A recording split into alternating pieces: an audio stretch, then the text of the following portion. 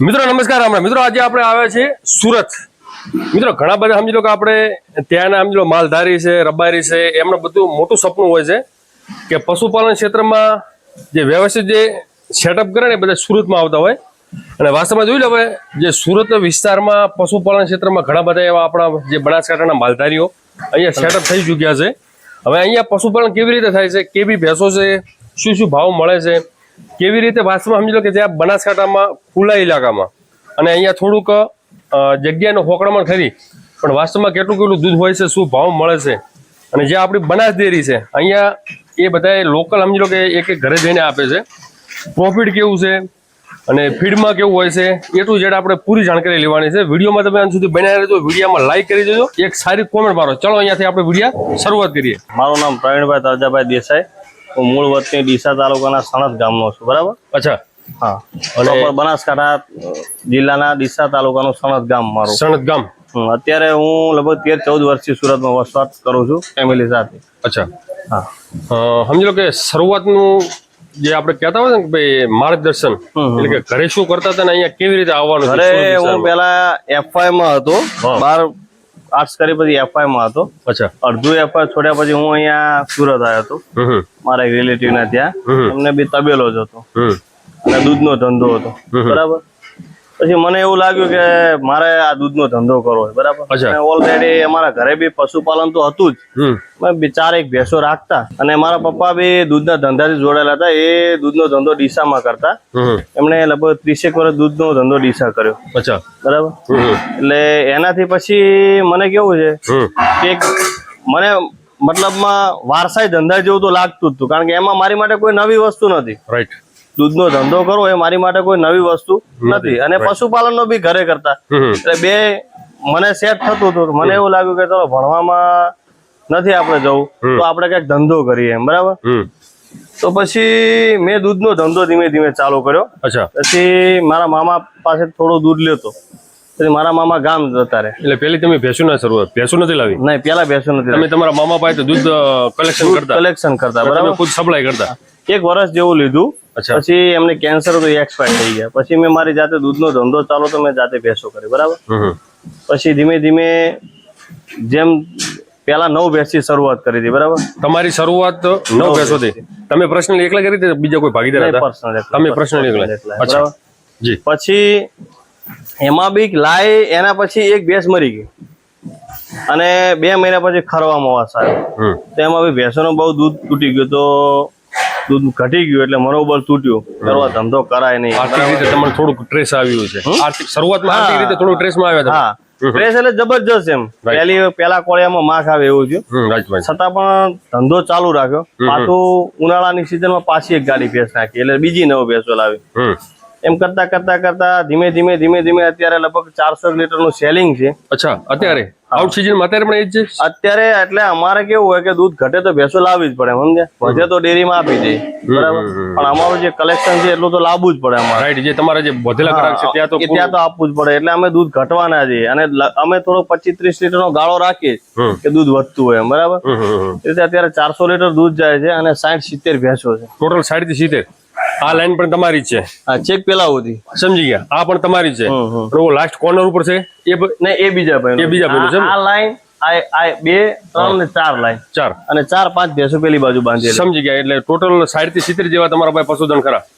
હવે એ તમે જણાવો કે તમારા પાસે સમજી લો કે આપણે સુરતમાં ઘણા બધા એવા ફાર્મ જોયા અમે વાસ્તવમાં, અને જે સમજી લો કે જે તમારી ભેંસો પર જે વજન છે ને, જે આપણે ખૂન કહો વજન, અને જે બાવલાનો જે પાવર છે એમ જોઈને આનંદ થયો, સમજી લો। હવે મિત્રો એક સ્વાભાવિક છે કે પશુપાલન ક્ષેત્ર સમજી લો કે જે બનાસકાંઠા છે એ ખુલ્લું જગ્યા છે અને અહીંયા સમજી લો કે તમારે થોડું ખોકડામણ થાય। શું ભાડા આપો છો બધું તમે? આ જમીન કિલ્લા ઉપર ભાડું ગણવા જાય તો 400 થી 450 રૂપિયા પડે અમને। અચ્છા, ઉચ્ચક ભાડું ગણો કે આમ ગણો, બરાબર? 450-450 રૂપિયા અમને પડે, રાઈટ? સમથિંગ 1 કિલ્લાનું ભાડું, એમાં લાઇટ બિલ અલગ। હવે જે આ જગ્યા કીધી ટોટલ શું જગ્યા છે? હા, અને આ કેટલી બાય કેટલાની જગ્યા હશે? લગભગ 40 બાય 80 ની જગ્યા છે, એટલે ટોટલ અડધો વીઘો હશે? અને અડધો વીઘો નહીં, અડધો વીઘો પોણા વીઘા જેવો, પેલા પોણા વીઘો 5 વીઘા જેવો છે. અચ્છા, એટલે તમે આ ભાડું આપો છો, મહિનાનું આપો છો? 12 મહિનાનું શું ભાડું છે? મહિનાનું અમારે અત્યારે 25,000 ભાડું. 25,000 ભાડું છે. આ કોઈ માલિકીની છે કે કોઈ સરકારી છે કે? નહીં, આ એ લોકોએ પેલા છે ને વાળેલી છે, જમીન સરકારી છે, પણ પેલાના વ્યક્તિઓએ આની ઉપર છે ને તબેલા બનાવેલા છે, એટલે આટલામાં બધા તબેલા જ છે. અચ્છા, અર્ધ સરકારી જેવું છે એમ. અચ્છા, અર્ધ સરકારી, જે સમજી લો પંચાયત ગયેલો ને? હા, પંચાયત ની અર્ધ સરકારી એમ. જે સમજી લો વાળ્યા એમનો. હા, એવો. ઓકે. તો ઓવરઓલ આપણે સમજી લો કે આપણા પાસે જે બધી ભેંસો છે જોવા મળે છે, બધી કયા વિસ્તારની છે? બનાસકાંઠાની છે બધી? અમે ટોટલી ભેંસો અમારે છે ને મૂળ અમે બનાસકાંઠાના જ છીએ, બરાબર. વાવ, થરાદ, બરાબર, સુઈગામ, આ બાજુ ભાભર, એની જ ખરીદી હોય છે, અને એ બાજુથી જ ભેંસો પ્રોપર અમારા ગામ બાજુથી કે સિહોરી આજુબાજુમાં, મતલબમાં ટોટલ ઉત્તર ગુજરાતની ખરીદી એમ. અને મહેસાણી ભેંસ, બંને અને મહેસાણી નહીં, બંને મહેસાણી, બંને છે તમારા પાસે? બંને ક્રોસમાં જ આપણે જોઈ. તમારા પાસે બંને છે અને મહેસાણી બંને છે. બીજું કે સમજી લો કે આટલી બધી જે ભેંસો છે એ તમારી જયારે સીઝન હોય ને એ બધું કન્સિસ્ટન્સી દૂધ તમે એ જ રેશિયો રાખો ને, બીજે પશુ તમે એડ કરતા આવજો. જે ડ્રાય થાય એ પશુ તમે પછી ગામ મૂકી દેવાનું, આકરી ઉપર મૂકવાનું. સમજો કે 5 મહિનાની ગાભણ ભેંસ હોય અને હવે દોવા નથી, દૂધ ઘટી ગયું છે, તો એને ગામ મોકલી દેવાની.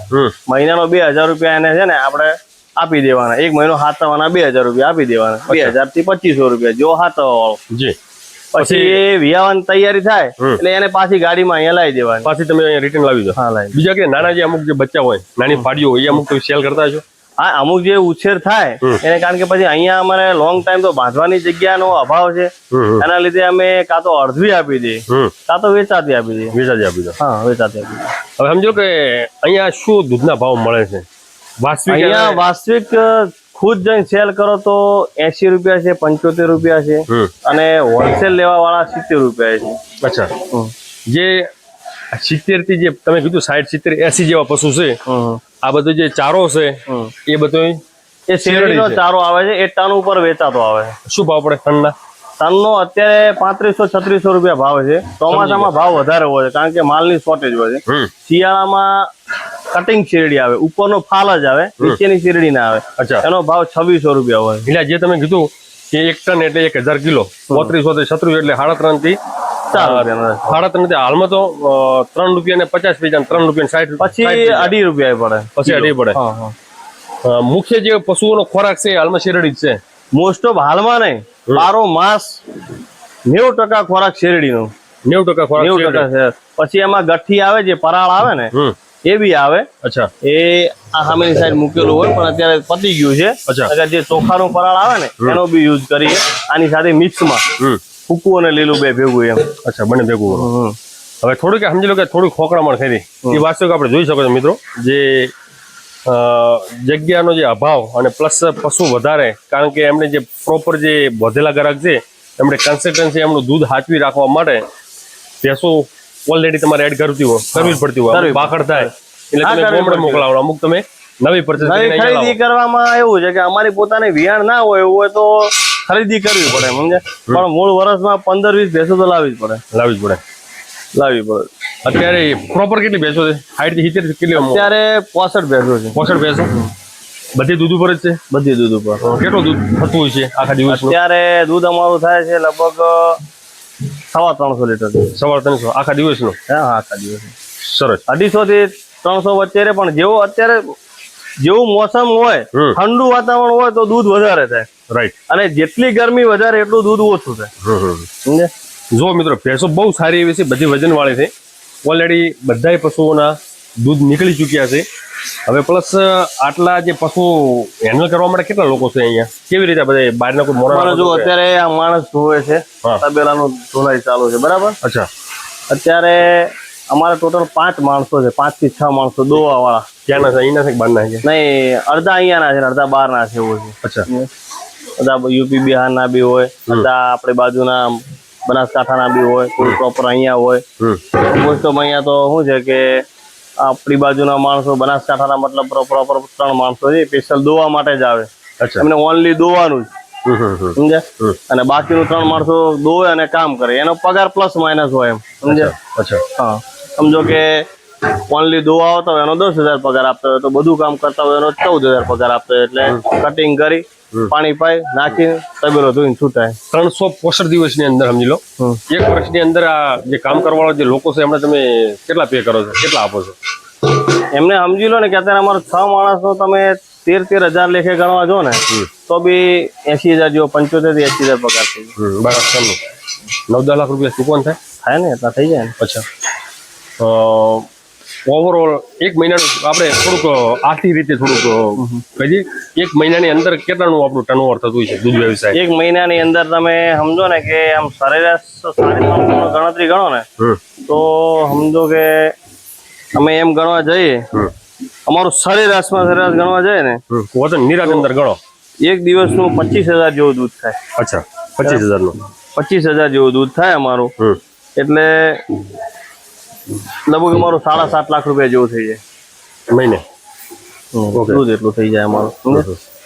કારણ કે અમે અત્યારે જે 6 પશુ દોઈએ છે બરાબર, પેલા સોરી 60 થી 65 પશુ દોઈએ છે, એમાં અમારે શિયાળામાં દૂધ વધારે છે. અચ્છા, પણ 4 લીટરની સરેરાશ મારીએ તો અમારે છે ને લગભગ 450 થી 470 જેવું દૂધ રહે. અચ્છા, સરેરાશ ની વાત કરું તો હવે 460 ની ગણતરી ગણીએ ને સરેરાશ તો બી અમારું મહિનાનું છે ને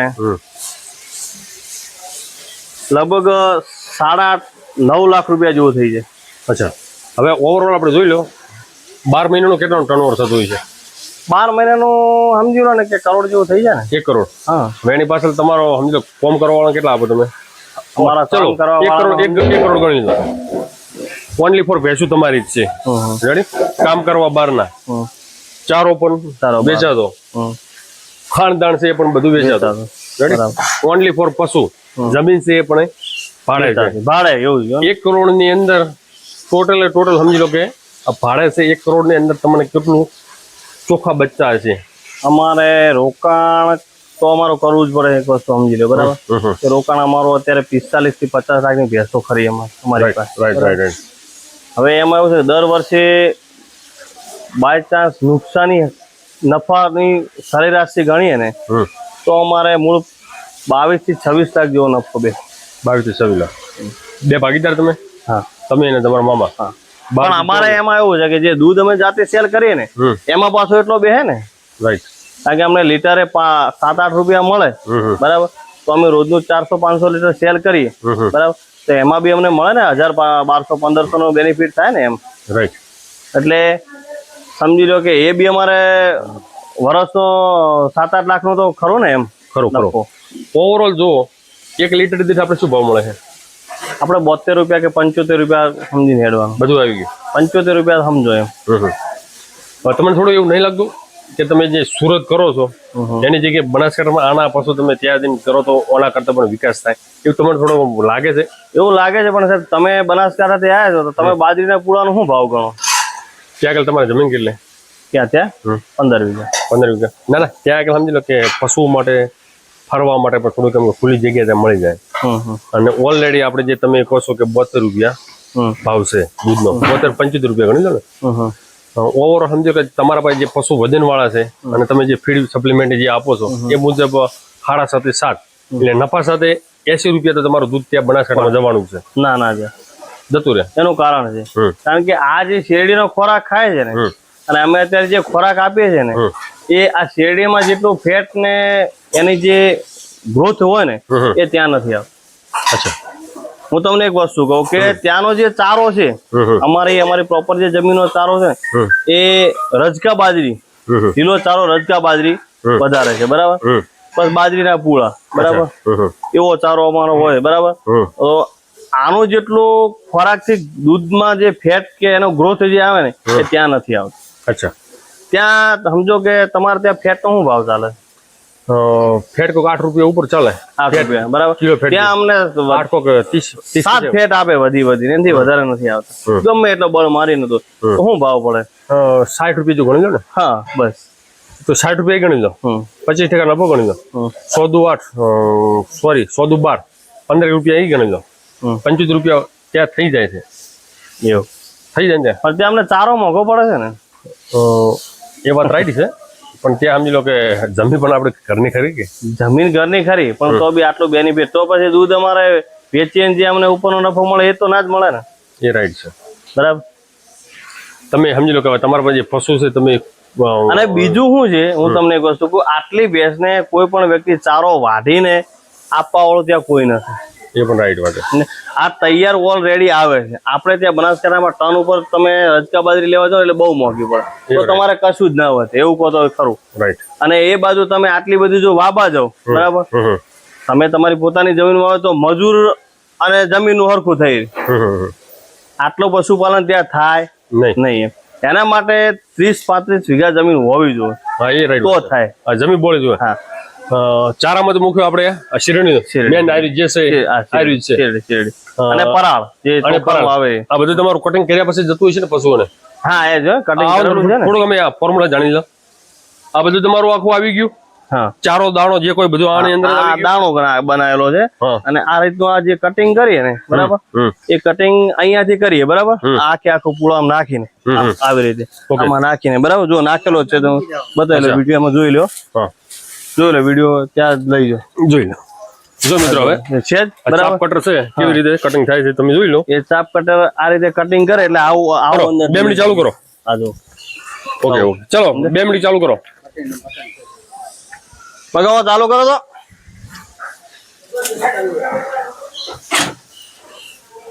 મમ્મી બટન જો જવાનું.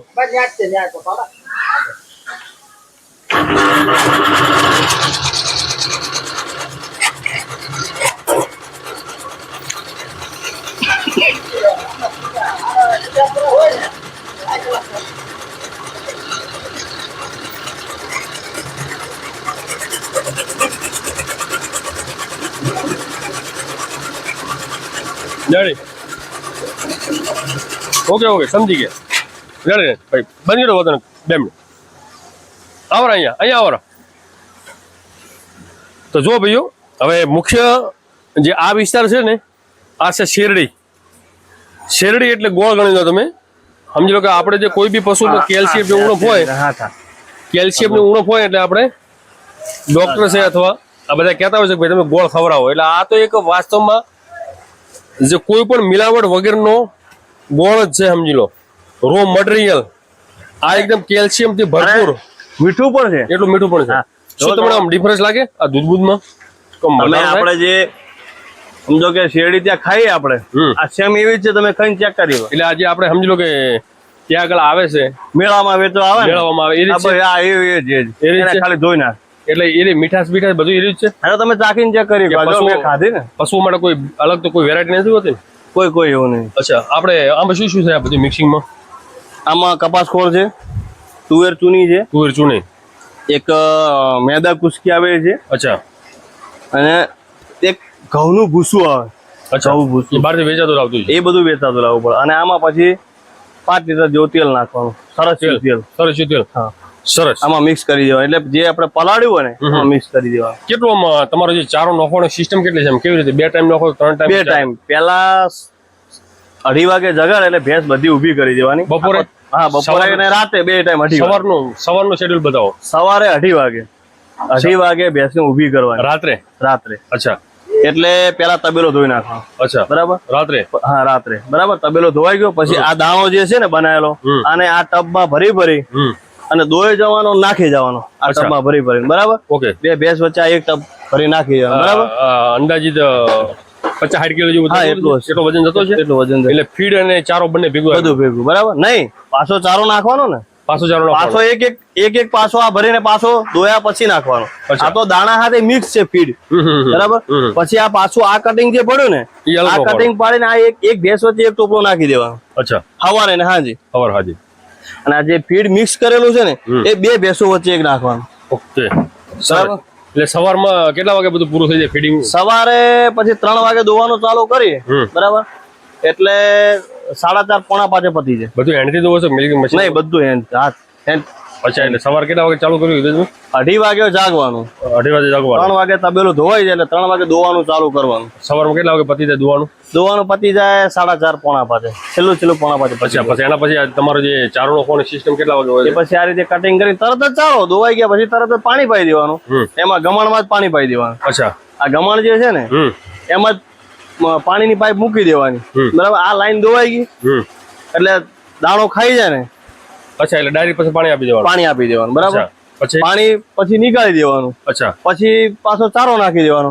પછી છેક બીજા બપોરે 2:30 વાગે ઊભી કરવાની. અચ્છા સવારે મતલબ આ 5 5:30 ભેંસ બેહે એટલે છેક બપોરે 2:30 વાગે ઊભી કરવાની. અચ્છા આખો દિવસ ફ્રી આખો દિવસ ફ્રી. અચ્છા સરસ. હવે અત્યારે જો અમારું કામ તો ક્યારનું પતી ગયું છે, લગભગ 5:30 આ તો 6:30 થઈ ગયા. બરાબર, કામ બધું પતી ગયું છે, દાણો બાણો બધું બની ગયું છે. બરાબર, આ તો સવાર માટે પાડે છે. હવે અત્યારે ભેંસો બેઠી એટલે હવે રાતે 2:30 વાગે કોઈ ટેન્શન નહીં, એમને બેહવાનું. પાણીની શું અહીંયા વ્યવસ્થા? પાણી કેટલા ફૂટી રહે? પાણી અમારે 55-60 ફૂટ, 50 થી 60 ફૂટે, 55 તો આવી જ જાય એમ. અચ્છા સરસ. અહીંયા નદીના હિસાબે તાપી નદી. હા, અહીંયા સામે તાપી નદી છે. અચ્છા અહીંયાથી સામું જુઓ ને એટલે આ ઝાડ દેખાય ને એની પાછળ તાપી નદી છે. અચ્છા આ ઝાડની પાછળ. હા હા હા. ઓકે. ચલો સાહેબ, ખૂબ સારું કાર્ય કરી રહ્યા છો અને આવનાર વર્ષોમાં તમે આના કરતા પણ હવાયું કાર્ય કરો એમની આશા છે. અહીંયા આપણે આ વિડીયોનો સમાપન કરીએ. જય ગો માતા, જય ગોપાલ, વંદે ગો માતા.